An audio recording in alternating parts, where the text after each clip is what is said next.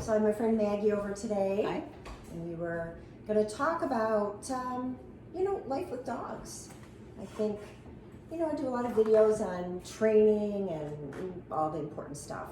But I think it's really helpful for people to understand that raising and training and living with dogs is an ongoing process. It's not always fun and games.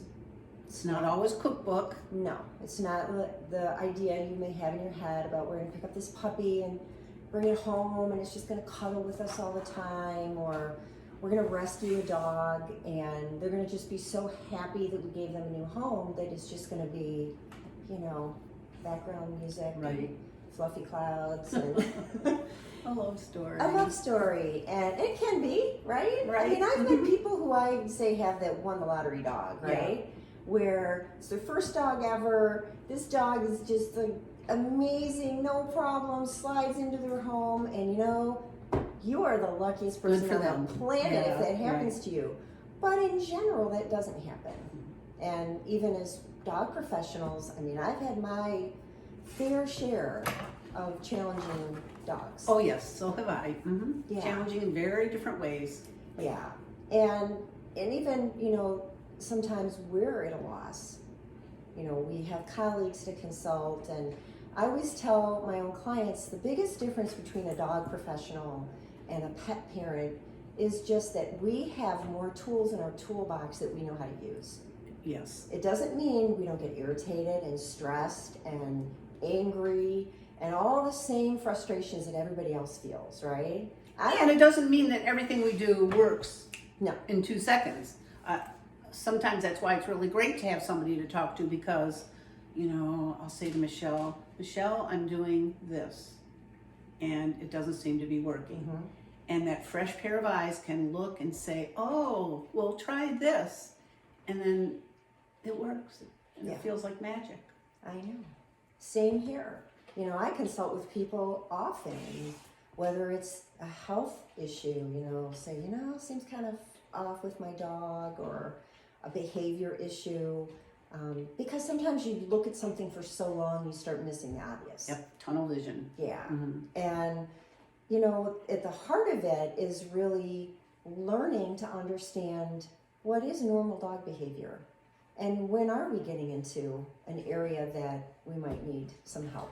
Right, so dogs that jump on you.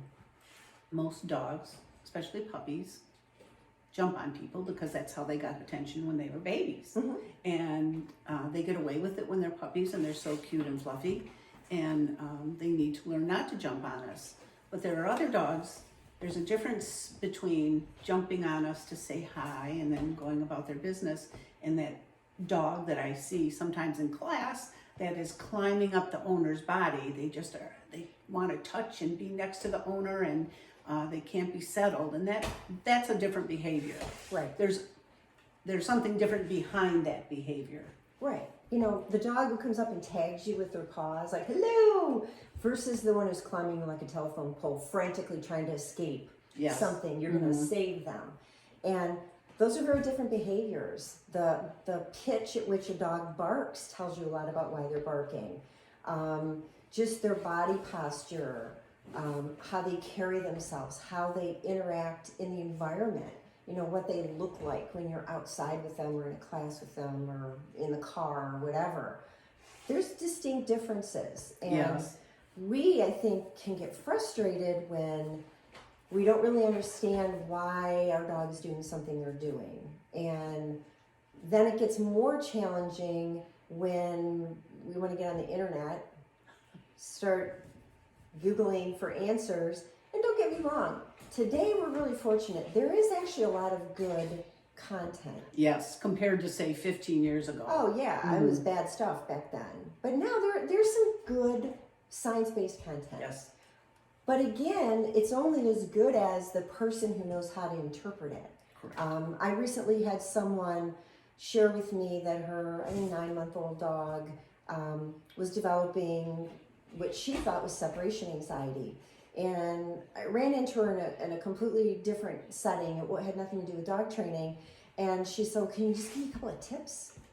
And I love that. and I thought, this is a 2-hour consultation. Yes, And yes. why is that? Because when I work with clients, I have a behavior intake form that takes you at least probably half hour to fill out. And then I say, send me, if you can, some little 30-second video clips of your dog, unless it's your dog aggressing at a Right. person. Like, don't go purposely get your dog to bite someone so you can tape it for me. See? Don't do That's it. what he does. This is what a bite looks like. But he barks out the window, or he does this or that, or my dogs are doing these interactions together. And then it's, gathering so much information, and there's so much that goes into, as you know, appointments with clients, that it's unprofessional and really unethical to give one off, oh yeah, try this. Potentially dangerous. too. Potentially dangerous, Mhm. and as a dog professional, you're liable. So if you call me on the phone and say, hey, my dog did this, and I tell you, oh, I'll just do that, and he bites someone, well, when everyone's involved, animal control and all that stuff, well, Michelle McCarthy told me to do that. Mhm. Right. And because I'm the professional with the liability insurance and all of that, you could put people in harm's way. You can put yourself in a bad Right. situation too. So, understanding what we're dealing with, it's not always easy. No.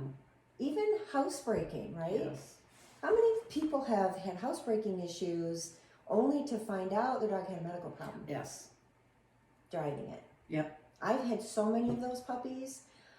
I am sadly the expert in UTIs. Well, and that's the thing. That's the advantage that we have over people that only had a dog or two in their lives, because we've seen it. And once you've seen it, it gets your mind thinking about, oh, maybe this is a medical issue and not just puppy peeing in the living room. Right. And then there's even that fine line of not practicing veterinary medicine without a license. Right, Because a right. lot of dog professionals can get into that gray zone too. Our job is to assess and then send you to your vet. Correct. And say, my trainer's assessment was that maybe we should rule out a UTI before we just assume we have a puppy who refuses to go to the bathroom outside. There's so many variables. It isn't just cookie cutter. He's doing this, therefore it must be that. It could be anything. Right. And some things are super simple. You work with a client, you give them some guidelines and some training, and they go on their merry way. Other times it's complicated. And we see that with our own dogs. Yes. How many challenging situations have you had? Right. So I've had what I think are the smartest dogs and the most trainable dogs on the one end of the scale. And then I've had recently a dog that just, it's like she doesn't get it. It's like there's something wrong with her wiring. And when you're working with a dog, whoever your dog is, you have to understand that they're an individual. And just because your last dog, it took 5 times for them to learn to lie down, doesn't mean that every dog you run into will learn it in 5 times. Right. Right. So then you start questioning your own skills. Right. Well, maybe I've forgotten how to train dogs. Yeah, oh man. I don't know. I mean, I've had, dogs who love to train and, learned quickly. And then I've had other dogs where, wow, like this is A struggle. This is a struggle. and no two have been the same. I'm on number 31. Not that many for me. No two have been the same in how they learned, how quickly they learned, their behavior overall. I mean, a lot of similarities, right? Right. A lot of general similarities, but dogs who were afraid of stairs, dogs who were Afraid to go in the car. afraid to go in the car. Yep. Dogs who I had a dog who was very afraid of strangers, and what do you do, right? It's feel very overwhelming. Well, and we say that as dog trainers, which if you've had more experience with dogs, but it happens to everybody. And I think one of the take-home things is that we need to learn our dogs and what their behavior means and what they're telling us, because I think that's something that kind of gets left out. We feel like, got a recipe here, I'm going to teach my dog to do this and that and the other thing, and our dog all the time is saying, I don't want to do that thing. I don't want to do that. Mm-mm. I had a dog, I still have her, that when she's overwhelmed and isn't feeling comfortable doing the training, she just lies down. That's her default. This is too much. I can't do it. Now, if I didn't know that, I would probably be, standing on my head and, waving lazy. food around, or scolding her or whatever. But if you know your dog, you know your dog's limits, because they talk to us all the time. Right. And it's always challenging to have to kind of keep yourself in check. Yes. Meaning, not expect your dog to be something that they're not. And I saw this a lot, and I still see it a lot within working dogs, such as service dogs, therapy dogs. They are expected to be everything to everyone all the time. And when they have an off day, or say they even decide halfway through training, I really don't want this job anymore. It's a very hard position to be in, because you have invested your time and your money, and you've made this huge commitment, and you have this goal, and your dog tells you about halfway through, no. And I think, we take therapy dogs or service dogs or whatever kind of dogs for granted. I think they're born, not Absolutely. made. I think it's in them or it isn't in them, and it's just up to us to guide them in the right direction. I have no musical ability. I will never be able to play the piano well or play the guitar. That's who I am. I have other skills. Even if I chain you to the piano, refuse to feed you, you're gonna learn. And slap me every time I Hit you a hit few the wrong times. key. Yeah. I totally agree, and that's been a huge debate over the years with therapy dogs and service dogs. Are they, can you purposely breed with a guarantee you're going to get every puppy in that litter will be a therapy dog or service dog? No. Of course not. No. I know one breeder in particular, very much respect her, love her dogs, everything I've seen of them, I absolutely love them. She purposely breeds her dogs to be evaluated for service dog and therapy dog work, not to become, but to be evaluated. There's a difference, with the hope that they will want that job.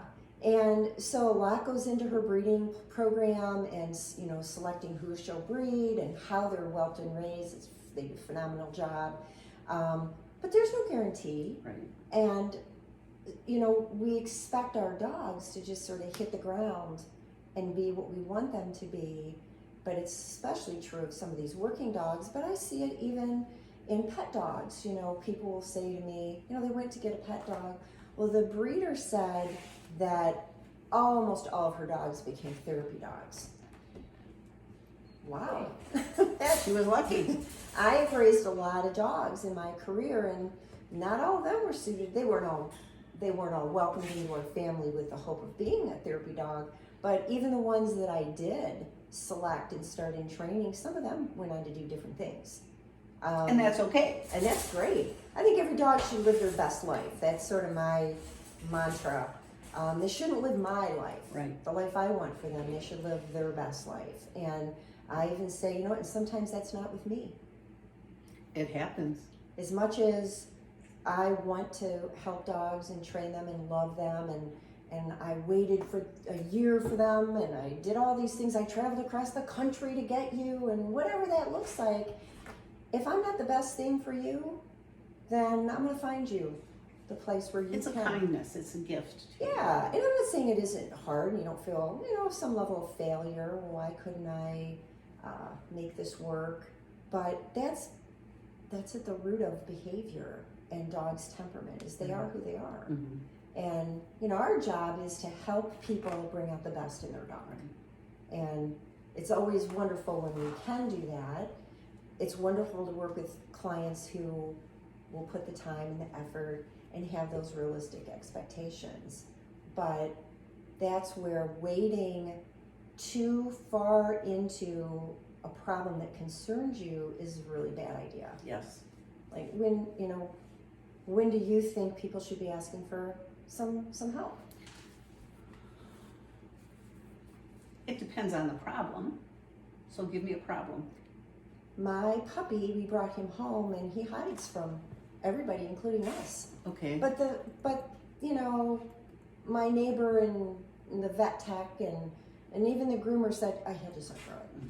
Well, and there's always that scale of what's normal behavior. Some puppies, when you bring them home, are a bit timid, but if you've had your puppy for a week and a half and it won't come out from under the couch, there's a problem, and you definitely need to seek some professional help. Yeah, because what we know is puppies too, they're telling us who they are. Right.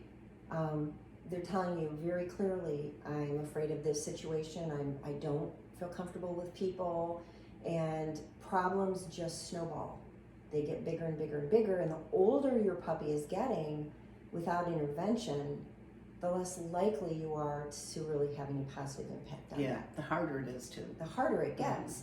And so, you know, what we know with any behavior, if your dog practices jumping on people for 3 months, you're going to have a really good jumper. But if your puppy practices or your dog practices fearful behavior around people, that is becoming a very ingrained behavior, and they're telling you, they're screaming at you, stop, I can't do this anymore. And so that's why sometimes, you know, over the years, we have to remove people from a group class. Yeah, sometimes it's just too much.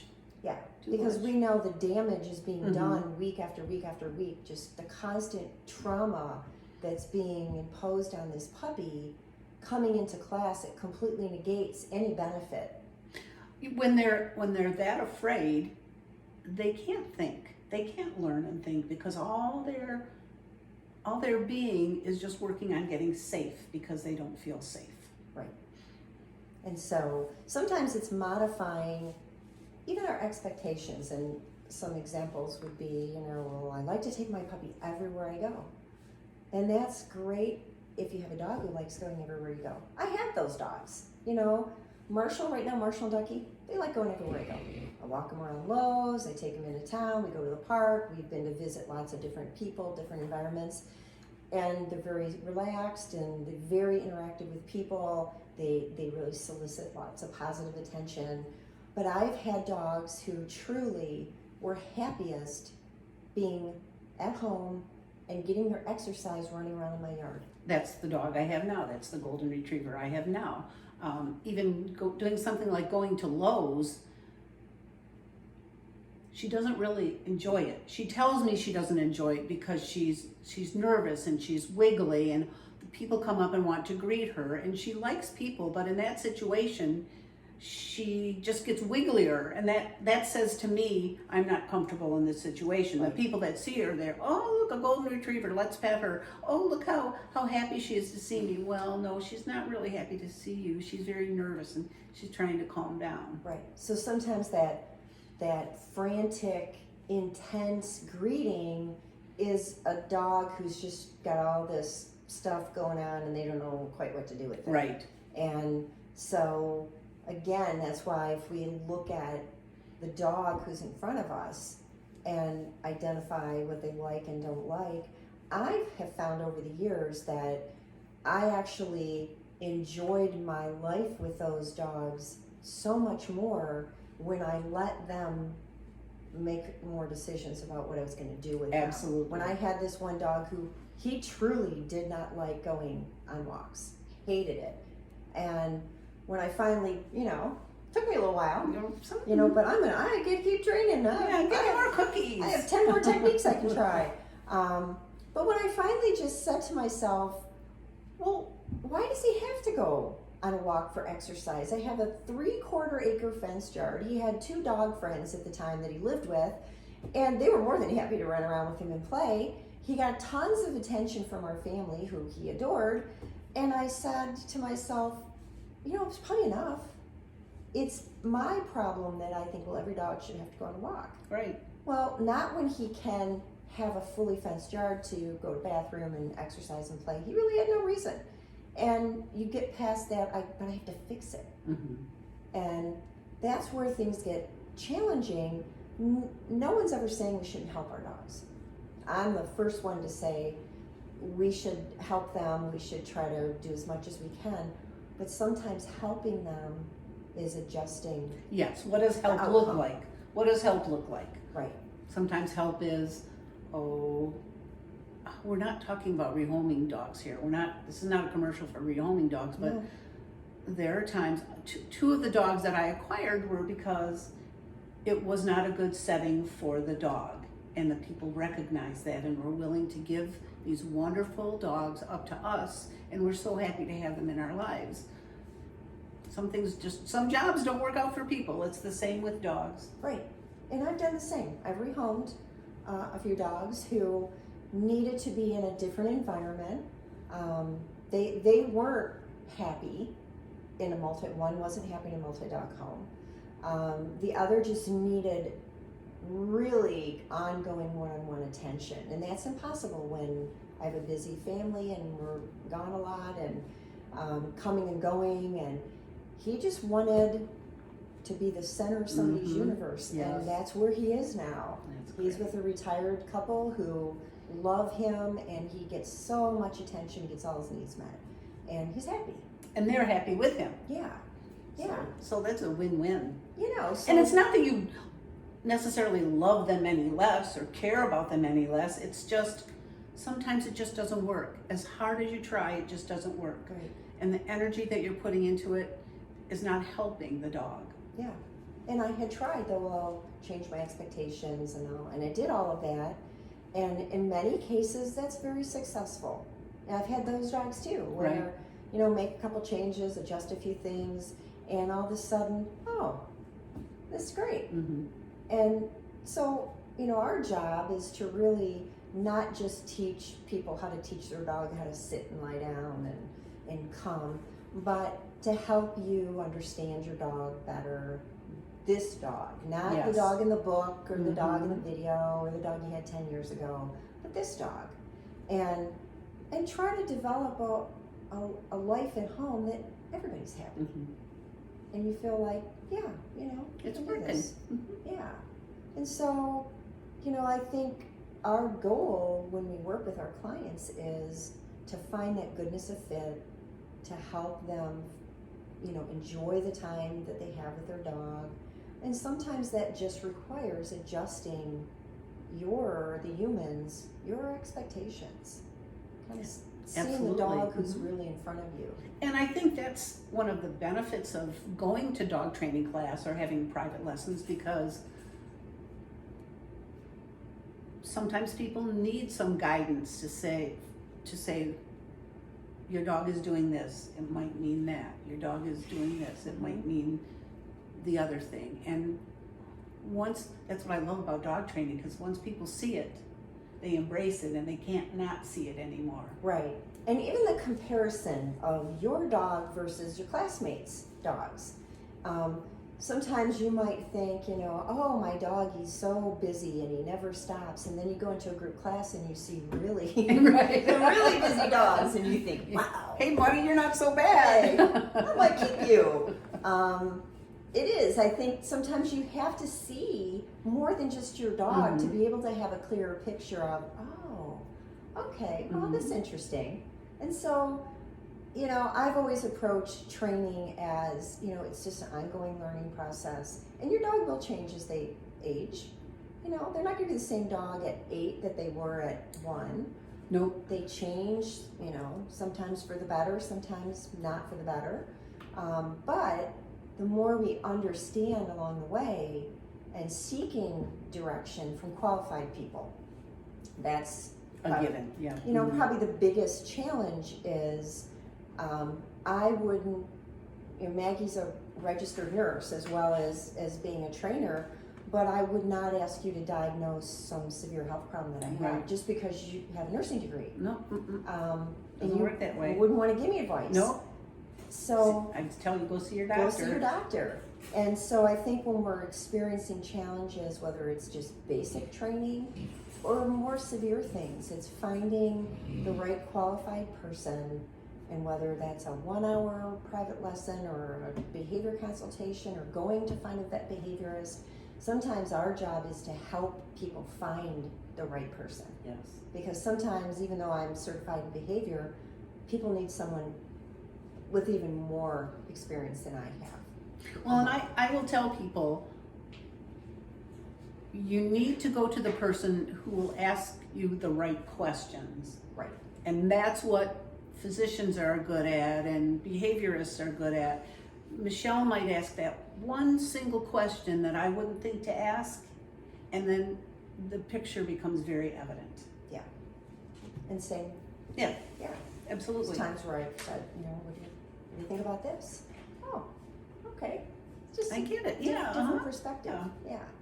So, our hope is that we all take the time to just do some research on the breed that we're getting or the dog that we're getting. If you have a mixed breed, you're looking at a combination Right. of, temperaments and tendencies, So, research the dog that you're bringing in and then learn about dogs. Mhm. You don't have to have years and years of experience. There's some great books and videos, and I can even tag them in the comments section Yeah, that'd be a good idea. of this. Mhm. Just sort of the basic book of, this is all about what a dog is like. And my recommendation is that they don't all have to be training books. Mm-hmm. There are plenty of books out there that talk about how the dog's mind works Mm-hmm. and developmental stages, and that is a wealth of information. Oh, my dog is pottying on the floor because it's only 2 months old and it can't hold its urine long enough to get to the All door. right. He's not doing it to spite you. Right. Yeah. So that's Yeah. it's important. Sounds good. So the most important thing is enjoy your dog For and who they are. for who they are. Yep.